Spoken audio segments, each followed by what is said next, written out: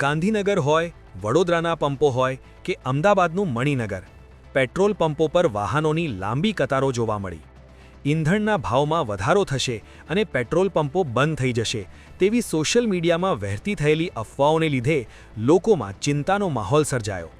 આ અફવાઓને કારણે લોકો મોટી સંખ્યામાં ફ્યુઅલ ભરાવવા પંપ પર દોડ્યા, જેના લીધે મકરબા અંડરપાસ સહિત અનેક વિસ્તારોમાં સખત ટ્રાફિક જામની સ્થિતિ પણ સર્જાઈ.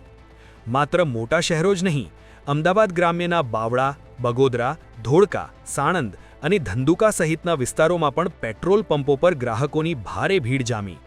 જો કે હકીકત એ છે કે રાજ્યમાં પેટ્રોલ ડીઝલનો પૂરતો જથ્થો ઉપલબ્ધ છે અને અછત જેવી કોઈ સ્થિતિ નથી.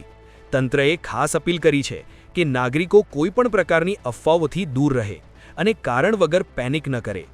તંત્ર દ્વારા ખાતરી આપવામાં આવી છે કે ટૂંક સમયમાં જ તમામ પેટ્રોલ પંપો પર ઈંધણનો પુરવઠો નિયમિત રીતે પહોંચી જશે. લોકોની આ અંધાધૂંધ ભીડને કારણે જ વ્યવસ્થા ખોરવાઈ રહી છે.